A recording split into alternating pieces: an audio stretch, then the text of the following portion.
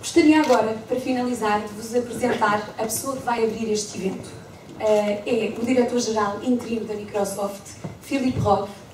Philippe, the show is yours. Good, thank you. Good morning.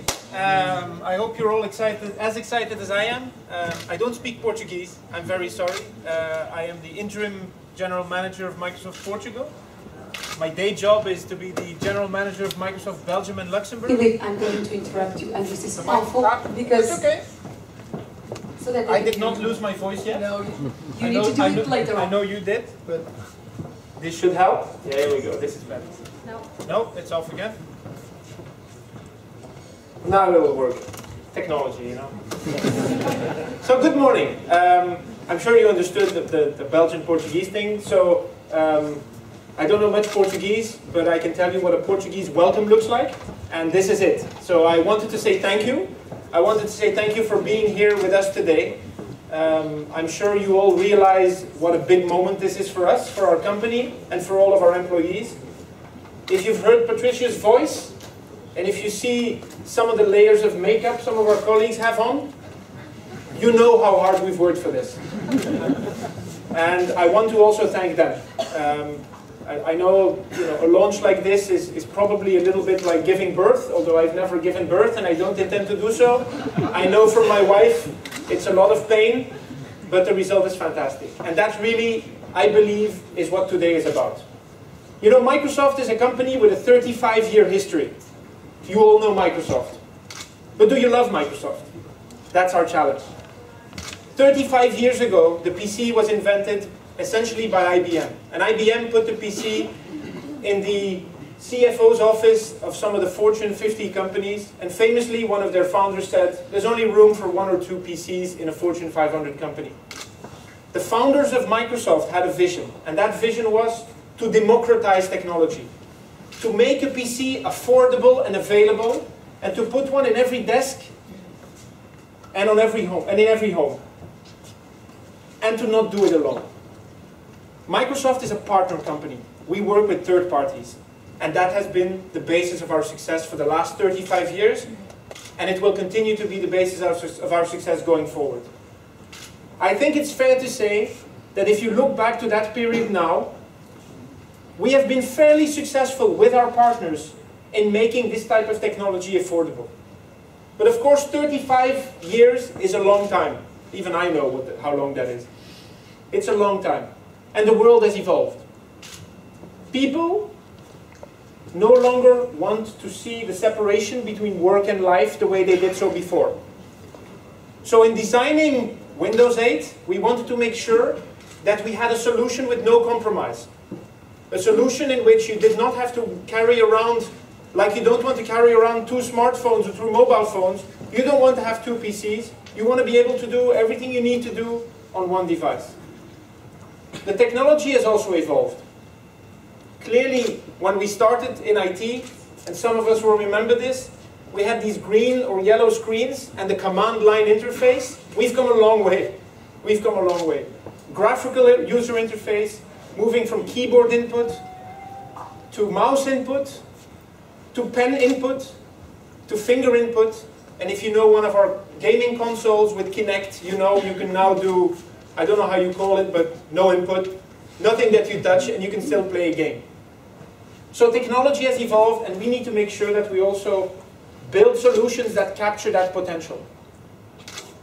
And the third thing is that if you think about how far we've come, and you think about where we're going, what is also clear is that we are moving from this very individual, I own a PC type of environment, to a connected world.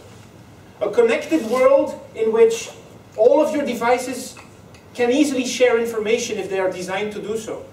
Where it shouldn't matter when you log on to one device, when the last time was you logged on. And where you should be able to continue a session that you started on your smartphone, on a tablet, on a desktop, in an all-in-one, or even, in some cases, in your living room, on your Xbox. The user interface of Windows, which is just the visible part, really captures the integration and the philosophy of having a seamless experience for our users across all of your devices. Today is not about Windows Phone 8. Today is not about Xbox. Today is about Windows 8. But Windows 8 is part of a family of integrated, connected to the cloud, and synchronized devices to offer you an experience. That's really what we want to do. Finally, as I said, there's many different types of hardware available. Some people say, a smartphone today is as powerful as my first computer I bought 10 years ago. And they're right. Processor capabilities have gone up, storage has gone up, and prices have come down. So the line that we draw between what's a smartphone, what is a tablet, what is a PC, what is an ultrabook, what is a desktop, or what is an all-in-one, doesn't matter anymore. People don't buy a piece of hardware because it's called something in a particular category. My personal takeaway is that if you look at what we're going to be presenting to you today, and I saw all of you already leaning over and hanging on, the real news for me today is also the hardware innovation. We are redefining to some extent what we have come to know as a tablet, which exists in many sizes, in many shapes, unless we all really consider that it's more or less the same. It's today that experience is one size fits all. Windows 8 enables our partners, and as you'll see, and Victor will go through some of these examples, to really innovate in the hardware and to make devices that suit your needs. Not the need of the designer, but your specific needs. I'm going to get on a plane at 1 o'clock. I'm going to fly to Brussels to do essentially the same event in Brussels for the launch. So I need to have a light device, but I need one on which I can type. I now have that choice. I now have that opportunity to choose a device that suits my needs. To suit a device which allows me to do my work stuff and have my family's pictures on there when I'm sleeping in a hotel in Lisbon for a couple of nights a week. So that really is what Windows 8 is about. It is about offering me what I need.